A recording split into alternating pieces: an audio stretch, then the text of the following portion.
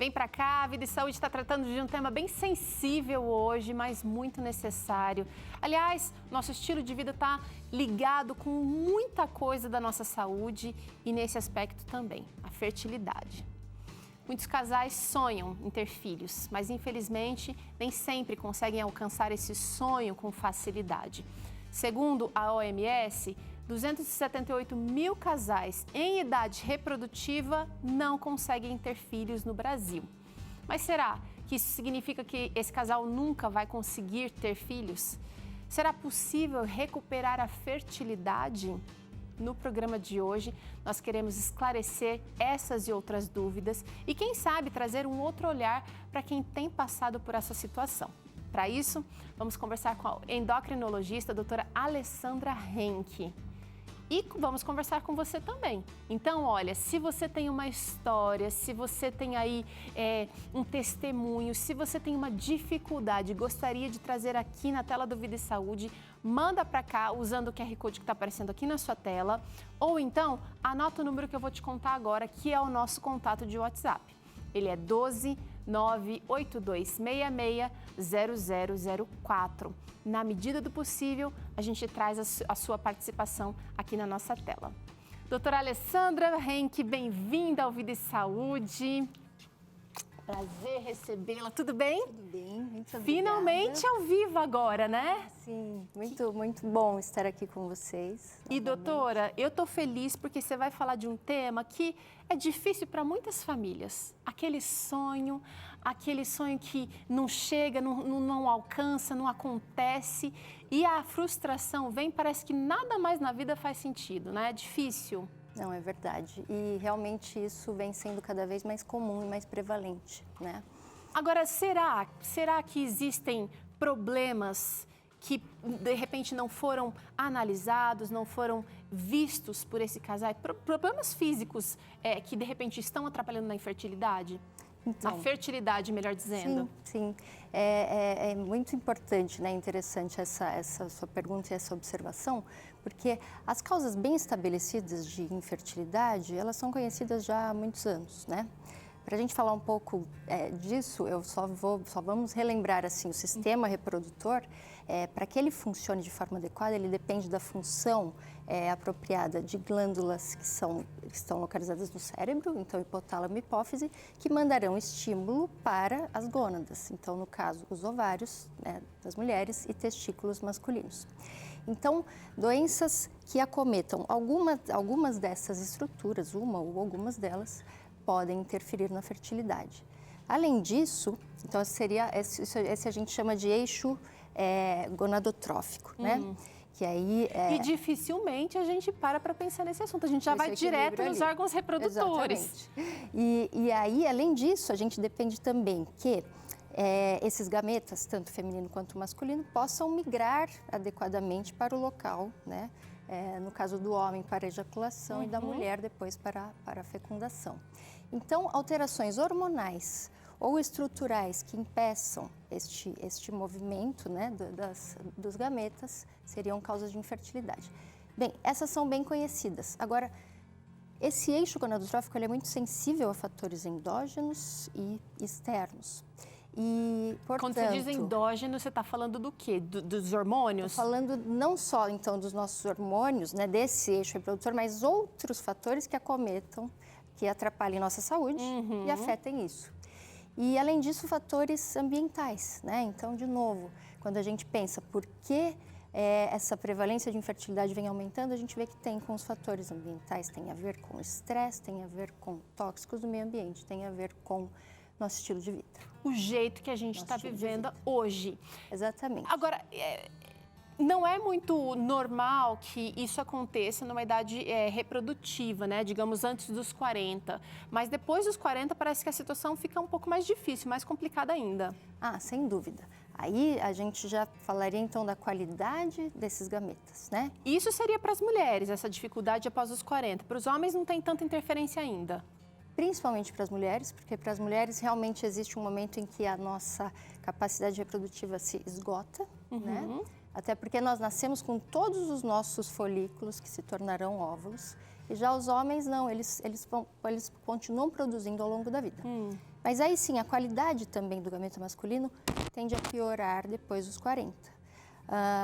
Mas justamente isso, esses outros fatores, então, não especificamente reprodutivos, hoje são causa comum de infertilidade e muitas vezes pouco valorizados, que foi a sua primeira pergunta. Não tem um olhar, não tem o nosso olhar. Não só dos pacientes, mas até dos médicos, eu diria, doutora. Sim, eu acho que a gente subestima muito, né, esse efeito, o impacto da alimentação, de uma rotina adequada de exercícios e de estilo de vida, e que, na verdade, acaba sendo fundamental para tudo, e para a fertilidade não é diferente. Vamos conhecer um pouquinho, então, dessas situações do nosso dia a dia, do meu e do seu, aquilo que a gente come de manhã, aquilo que a gente está pensando na hora do almoço, aquilo que a gente vai deitar e não deu conta de realizar.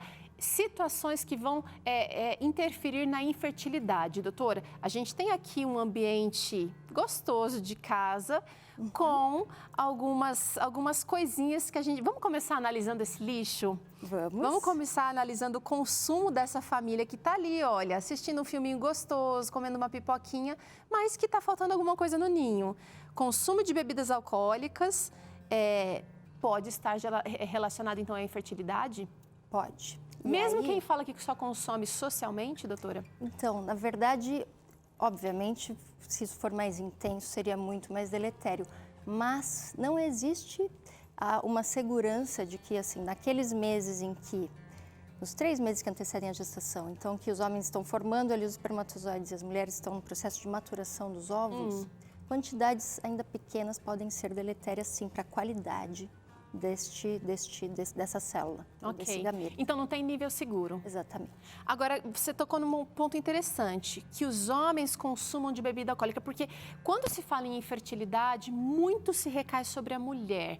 É ela que, de repente, não é capaz, ou o sistema dela parece que é muito mais complicado do que o homem. E eu acho que talvez seja um problema cultural, né? De que o brasileiro é o machão, é o provedor. Fala um pouquinho pra gente dessa estatística. Tanto homens quanto mulheres têm níveis diferentes de infertilidade? Então, isso realmente sempre foi muito mais, né? A mulher sempre foi muito mais responsabilizada por isso, mas hoje a gente sabe que isso se divide. Já se fala, então, que a causa masculina de infertilidade corresponde a entre 40% a 50% dos casos de infertilidade. Então, precisa se investigar todos os lados dessa moeda. Vamos olhar mais um itemzinho aqui dessa família. Ações que podem interferir na infertilidade, a exposição a pesticidas, metais pesados, solventes e toxinas. Parece algo muito distante da realidade de uma casa normal, doutora. Onde é que isso aqui pode estar escondido? Além de, a gente está ilustrando aqui com pesticida, né? Mas a maioria desses pesticidas que a gente compra no supermercado são seguros. Na verdade, essa segurança, né? Se a gente sempre for ver, tem várias coisas assim, seguros desde que não usarem crianças, gestantes, né? Enfim. E esse é um ponto interessante e que algumas coisas a gente consegue fazer para mudar, outras nem tanto, porque muitos desses tóxicos estão realmente no meio ambiente. Então, a gente está realmente muito mais exposto a isso. Isso justifica muitos dos casos, né, de infertilidade inexplicada. Às vezes, um procedimento de beleza, né, no caso de metais pesados, às vezes um medicamento ou quem sabe o uso de outro medicamento em conjunto. Até mesmo os cosméticos, Teru, se a gente for observar, a presença de parabenos, metilparabenos, ela é praticamente frequente em quase todos os cosméticos e eles são conhecidos como desreguladores endócrinos. Então, enfim, são muitos fatores, mas vale muito a pena ficar atento para uso, sim, de substâncias que sejam com a menor quantidade de produtos. Aquelas coisas tóxicas que você não conhece o nome, sabe? Aquela coisa que você lê e você fala, o que é isso? Que você não sabe o nome. Provavelmente é algo que vai ser nocivo. Agora, tem isso aqui, ó, doutora. Esse hábito aqui também, eu sei que cada vez menos tem sido estimulado, diferente de 30, 40 anos atrás, 50 anos atrás, em que o hábito de fumar trazia um certo prestígio, um certo glamour, mas fumar está diretamente relacionado à infertilidade. Exatamente.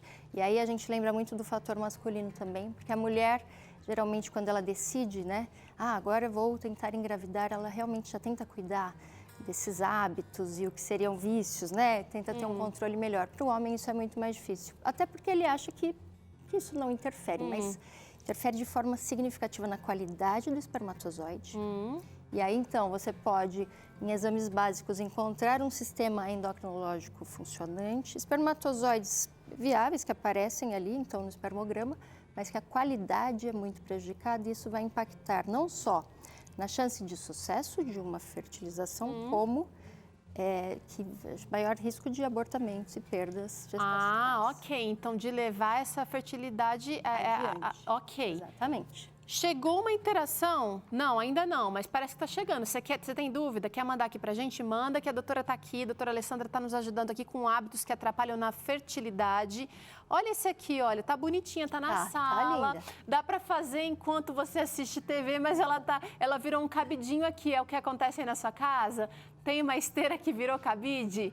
Ó, o sedentarismo. Muita gente não leva em conta, doutora. Sem dúvida. Isso é muito comum, né, na nossa vida moderna. Até por isso também, chegamos cansados, a gente fala, não, vamos sentar, assistir alguma coisa, comer algo que seja gostoso. E aí, às vezes, a gente se esquece disso. Mas, Teru, a gente fala muito do sedentarismo. Agora, falando em fertilidade especificamente, acho que a palavra-chave é equilíbrio. E aí, falando isso porque excesso de exercício também pode ser prejudicial. Ok. Tá? Então, aproveitando isso, obviamente que a recomendação é sempre, né, uma atividade física moderada e regular, mas lembrando que não adianta a gente falar assim, então agora que eu quero engravidar, eu vou começar a correr bastante, andar muito de bicicleta. Virar rata de academia. O excesso do exercício também gera um estresse. Então, de novo, falando daquele eixo, ele é muito sensível ao estresse, a fatores inflamatórios, dependendo da nossa alimentação, a gente sabe que o nosso corpo fica mais inflamado. E aí, interessante falar disso, o excesso do exercício também pode ser deletério. Agora, doutora, parece que alguns casais chegam nesse nível, começam a analisar os hábitos e tudo mais, e parece que tudo vai bem, mas aquele bebê, aquele sonho não chega. O nosso estilo de vida é um estilo de vida que nos consome, a gente é pressionado o tempo inteiro, a gente tem metas para cumprir, a gente está vivendo uma vida com muitos avanços, a gente tem máquina para fazer tudo, mas parece que o nosso tempo ainda está faltando no final do dia. Sim. Como é que a gente faz para lidar com esse estresse? E eu estou perguntando para você porque eu sei que você lida com mulheres e homens também que gostariam de ter uma vida diferente, uma vida melhor, mesmo sem perder tanto daquilo que conquistaram. Exatamente. Acho que a gente tem que pensar que é impossível que a gente consiga ter hábitos perfeitos, né, completamente adequados. Mas pequenas medidas, pequenas mudanças no dia a dia fazem muita diferença, né? E aí aqui a gente não falou disso, mas inclusive o excesso de tela, muito tempo que a gente fica em frente à TV, ou seja, estou cansado, vou assistir o jornal, depois a novela, depois a série, né? E esse excesso também é prejudicial. Então, reduzir esse tempo de exposição, ficar menos tempo sentado, escolher bem os alimentos. E essas mudanças a gente vai fazendo aos poucos, mas fazem diferença. Parece que assim, um detalhe, agora vamos deixar de tomar refrigerante. Tem estudos que mostram que a qualidade do sêmen, né? Então o fator masculino melhora apenas com este detalhe, né? Olha que interessante. É muito interessante. E aí não dá para dizer assim, olha, não é meu caso porque eu tomo só de vez em quando, mas de indivíduo para indivíduo eu imagino que isso mude, porque pode ser que eu seja sensível a algum componente. Exatamente. E poxa, você está atrapalhando esse processo todo justamente por causa desse hábito. Agora, doutora, vamos voltar um pouquinho para aquelas questões bem conhecidas, porque chegou uma interação, dá para a gente colocar na tela já? A interação, isso, eu quero colocar uma interação agora.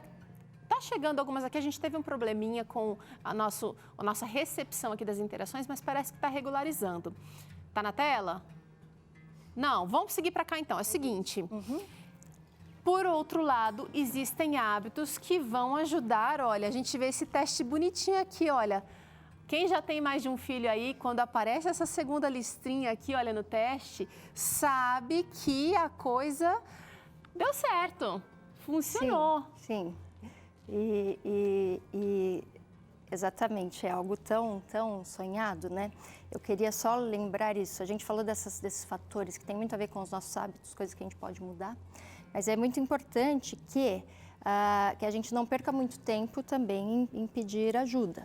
Então, por exemplo, o que se sugere que para casais jovens, então, menos de 35 anos, o que se caracteriza como infertilidade é quando depois de 1 ano de tentativas, com uma frequência considerável, esse casal não consiga engravidar. Então, já para mulheres que têm mais de 35 anos, o ideal é não esperar tanto, né? Então, com 6 meses já procurar ajuda para fazer os exames mais específicos de infertilidade. Parece que chegou a interação justamente sobre isso. Vamos ver a história que está na tela aqui agora. Vamos ver. Aí, é o Anthony. Ele disse que tem 55 e a esposa tem 40. Aliás, figura de muitos casais que querem filhos nessa fase da vida. Já fizeram todos os exames e não encontramos nada. Estamos saudáveis e mesmo assim a gravidez não vem. O que dá para fazer, Anthony? Vem cá que ela vai falar disso agora. Vem cá, aumenta o som, depois você vai poder acessar de novo esse conteúdo para assistir com a sua esposa. Doutor, e aí? O que a gente faz? Eu vou tirar a primeira dica aqui para o positivo chegar a essa rotina equilibrada. Bom, então isso foi o que a gente falou, né? De pequenas medidas já farão diferença. Mas aí, respondendo a pergunta específica do Anthony, então, a gente tem que pensar o seguinte. Essa é a nossa realidade, né? Quando a gente pensa, engravidar, o período ideal seria dos 20 aos 30, ainda continua sendo ideal, porque existe um tempo, né, para a função dos nossos órgãos reprodutivos, mas isso é difícil. Então, considerando que a esposa do Anthony tem 40 anos, a ideia é, enquanto a gente vai fazendo tudo isso, esses ajustes, porque isso, assim, independente se vai achar um problema ou não, essas medidas a gente já vai fazendo, melhorando hábitos e sendo saudável. Mas daí é onde a gente não tem realmente tempo para perder. Vale a pena já começar esse processo com uma boa equipe, né, de medicina reprodutiva quando possível. Tá. Você entende? Porque daí, então o Anthony com 55 continua tendo produção de espermatozoides, mas é muito raro que a mulher chegue aos 50. O relógio dela tá na tua frente, tá, Anthony? Então, é isso, Anthony. Acho que você está no caminho, porque vocês já estão se cuidando, você já procurou ajuda.